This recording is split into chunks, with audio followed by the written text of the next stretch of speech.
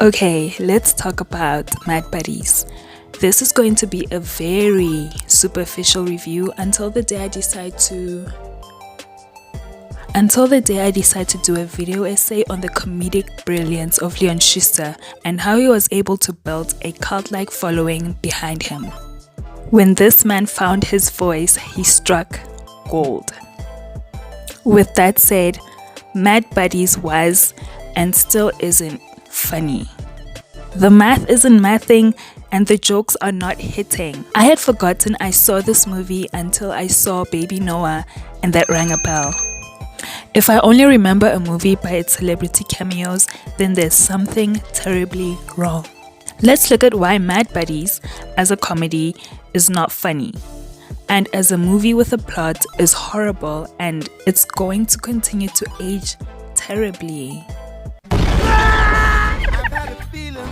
Okay, so here's the concept. Two grown men with nothing to their names who have spent their whole adult lives building absolutely nothing. Two men with no financial literacy or freedom at their big ages. Two men with nobody who loves them are forced by strangers into choosing a heavy task for a brief reprieve from suffering. Beast and Boetie chose to walk from Durban to Joburg as a payment for their get-out-of-jail-free card and proof of Nelson Mandela's Rainbow Nation. The objective is for them to cross the finish line together, and maybe at that finish line, they might have a trophy waiting for them. Here's the catch. The whole country is watching them.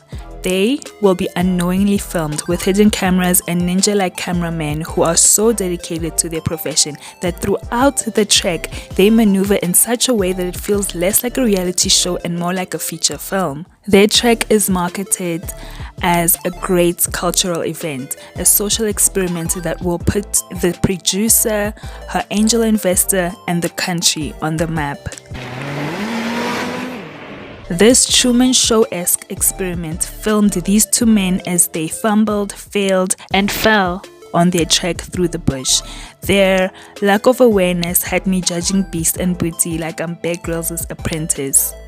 There was a scene where they ran into an apparent empty town and they just start grabbing essentials.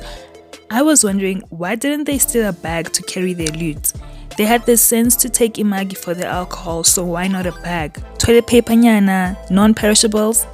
Multiple times throughout me watching them film this 24-hour reality show, I had to keep reminding myself it's just jokes. It's just jokes. Voni, laugh.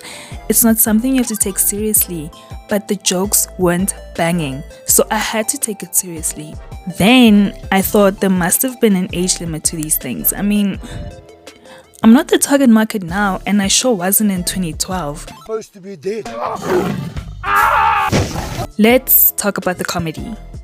Slapstick comedy is primarily a physical kind of comedy based around pratfalls and mild comic violence. Smacks in the head, pokes in the eye, people falling down, etc., etc.